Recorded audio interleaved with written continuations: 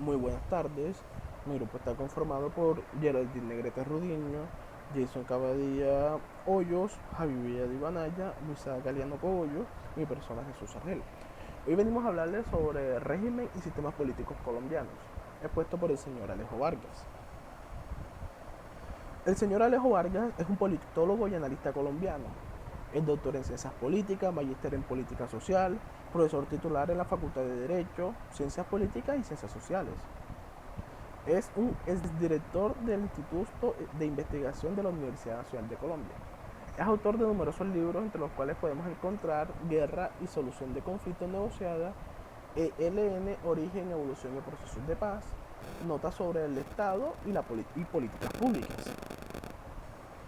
El concepto de régimen político lo podemos entender de dos maneras: de una manera corta y restringida y de una manera amplia. De una manera corta, podemos decir que es debido a que esto solo es visto y asimilado a las instituciones estatales y la forma como éstas se relacionan entre sí y cómo se relacionan con la sociedad.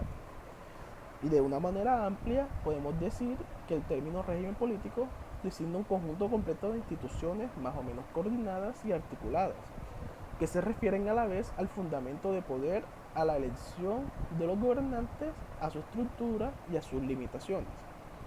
Es decir, el régimen político son las instituciones estatales y su relación con la sociedad, pero además con el sistema de partidos, el sistema de mediación entre sociedad y Estado, el sistema de toma de decisiones, que en términos prácticos estaría comprendido por el sistema electoral, donde se expresa la cultura política y sus derivados más importantes, el sistema de administraciones públicas. Se considera que el régimen político se puede entender como un conjunto de instituciones, pero también como una cierta combinación de un sistema de partidos, de estructuras, de grupos de presión y de administraciones públicas.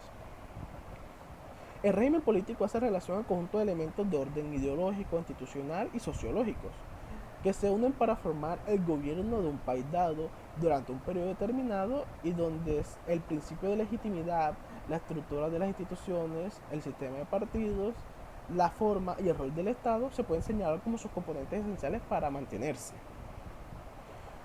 Los regímenes políticos se pueden clasificar de diversas maneras. En lo que se tiene que ver con el criterio que la orienta, se puede identificar al menos tres tipologías: una a partir de criterios de legitimidad que prima, otra con base en la rama del poder que orienta el conjunto de las políticas, y una tercera a partir de la distribución territorial de las competencias y las atribuciones. Desde la perspectiva del criterio de legitimación que predomina, los regímenes políticos tienden a clasificarse dicotómicamente entre régimen democráticos, en los cuales prima el consenso como sustento de la dominación, y el régimen autoritarios, en los cuales este se basa en la coerción. Ahora hablaremos de los tipos de régimen. El régimen centralista fue un proyecto liderado por Antonio Nariño, quien asumió la vocería a través de su periodo La Bagatela, en donde los partidarios de un gobierno único para la Nueva Granada argumentaban que era necesario un poder ejecutivo fuerte para contener las tendencias autonomistas de las provincias y prepararse para resistir la reacción española ante el movimiento independentista. Consideraba que una república unitaria evitaría las rivalidades regionales y reduciría el poder de los caudillos. El régimen centralista se pudo mantener durante casi 3 décadas, como consecuencia de la aceptación que suscitaba en todas las regiones la idea republicana, y también por el hecho de que por esa época el centralismo solo significó la hegemonía de una región sobre las demás. Buenas, mi nombre es Geraldine Negrete y continuaré con el régimen del federalismo. Este fue un proyecto liderado por Camilo Torres. El federalismo respondía a las aspiraciones políticas de los caudillos locales, cuyo poder se consolidó una vez proclamada la independencia de España. Este proyecto estuvo presente en el ideario político colombiano desde el momento de la independencia, cuando Camilo Torres lideró el primer gobierno republicano en las conferencias de las Provincias Unidas de Nueva Granada contra el centralismo. Asimismo aparecen también Bolívar y Santander.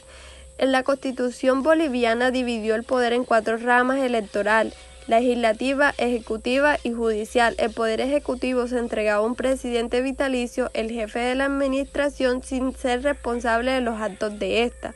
Debido a esto surgió una división entre santanderistas y bolivarianos. Para algunos la Constitución boliviana fue considerada como un documento poco consecuente con la realidad y con las necesidades de la Gran Colombia. Asimismo, se crean 2 movimientos: el bolivariano militarista, que estaba formada por los militares venezolanos con ambiciones de mando que veían en la carrera militar una forma de ascenso en escala social, temían a los excesos derivados de las libertades individuales y eran partidarios de la Constitución boliviana. Por otro lado, los santanderistas civilistas atacaban la Constitución boliviana propuesta por el Libertador por considerarla monárquica y autoritaria, y defendían la vigencia de la Constitución de Cúcuta de 1821 por considerarla democrática. Yo les vengo a hablar del surgimiento de los partidos tradicionales. Este se da en el siglo XIX. Comenzaron a estructurarse en la Nueva Granada. Doctrinariamente, los partidos políticos liberal y conservador aparecieron en 1848. En el primer programa liberal elaborado por Ezequiel Rojas. ¿Qué es el Partido Liberal? Oficialmente el Partido Liberal hace su aparición en la Nueva Granada en 1848, cuando Ezequiel Rojas avisó de un programa para el Partido Liberal, que este se sostenía y defendía la soberanía nacional, las libertades públicas y un Congreso independiente y limitación del poder ejecutivo. Que es el Partido Conservador. A Proyecto Liberal se opuso el Partido Conservador, cuyo primer programa fue redactado por José Eusebio y Mariano Ospino. Este fue publicado en 1849. En un periodo de civilización, estos partidos pertenecían beneficiarios como la economía colonial, los terratenientes esclavistas y la alta jerarquía eclesiástica. El radicalismo. Este se da durante los años 1840 y tomó preponderancia en una generación de colombianos que en materia política y social actuó bajo la influencia del romanticismo y del socialismo utópico francés, y en materia económica bajo los dictados de la economía política. Mi nombre es Luisa Galeano y continuaré con la regeneración. El concepto de regeneración se convertía en un movimiento político.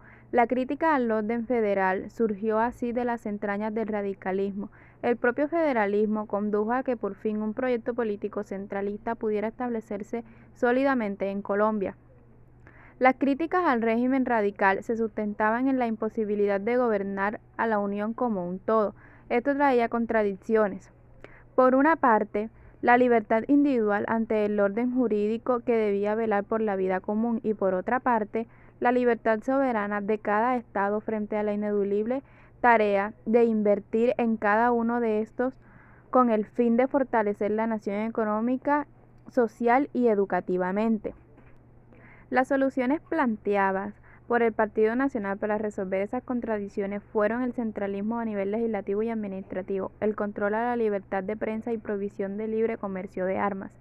El proyecto del Partido Nacional completaba la reducción de las libertades individuales y estatales. También planteaba que en lugar de fundar el orden nacional sobre una ética civil, la moral católica debía regular la relación entre los individuos y entre esto y las instituciones estatales.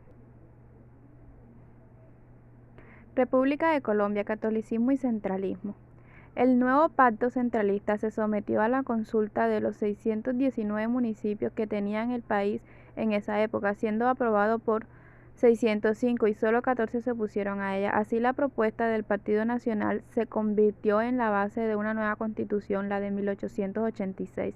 La constitución aseguró la libertad e independencia de la Iglesia Católica, lo que quedó ratificado por el concordado segundo pilar del nuevo orden, sancionado por la Ley 35 de febrero 27 de 1888. Gracias. Continúa mi compañero. Mi nombre es Jason y les vengo a hablar sobre los movimientos sociales y nuevas expresiones políticas.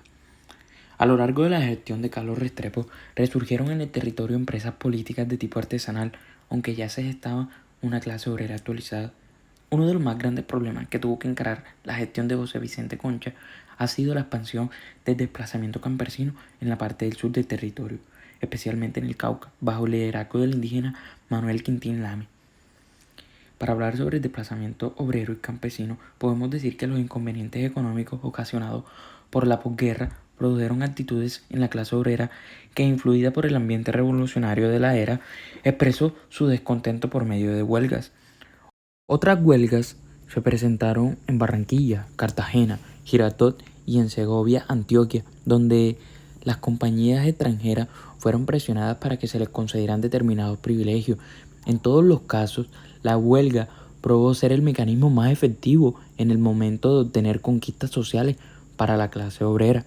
Entretanto, en la zona del Sinú se produjo un fundamental desplazamiento campesino contra latifundistas que trataban de despojar a los colonos de sus tierras. El desplazamiento ha sido apoyado por los obreros de distintas poblaciones de la costa atlántica y culminó con la represión del batallón. El primer partido socialista se fundó en 1919 y desapareció en camino a 1922 para apoyar la candidatura liberal de Benjamin Herrera. Más adelante, la Confederación Obrera Nacional acordó la construcción del Partido Socialista Revolucionario en 1926.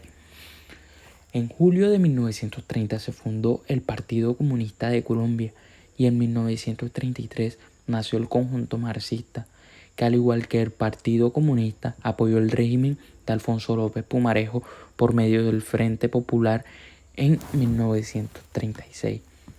A comienzos de 1950, Antonio García fundó el Partido Socialista de Colombia, que terminaría apoyando la dictadura general de Gustavo Rojas Pinilla. El sistema político de Colombia se caracteriza por ser presidencialista, al igual que los demás gobiernos de la zona.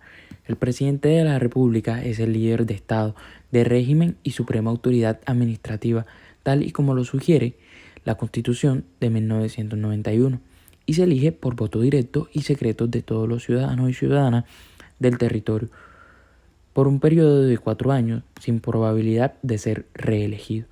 En caso de que ninguno de los candidatos consiga mayor parte absoluta en la primera votación, se llevará a cabo una segunda votación 3 semanas luego, en las que participarán ambos candidatos más votados. El elegido va a ser el que más votos obtenga. El presidente y vicepresidente son electos de manera directa por medio del sufragio universal por mayor parte absoluta. En caso de que no se llegue a la mayor parte absoluta, está prevista la segunda vuelta electoral, 3 semanas luego de la primera ronda. El periodo de régimen es de 4 años y tiene la posibilidad de ser reelegido por cualquier periodo adicional. Esto fue todo, muchas gracias.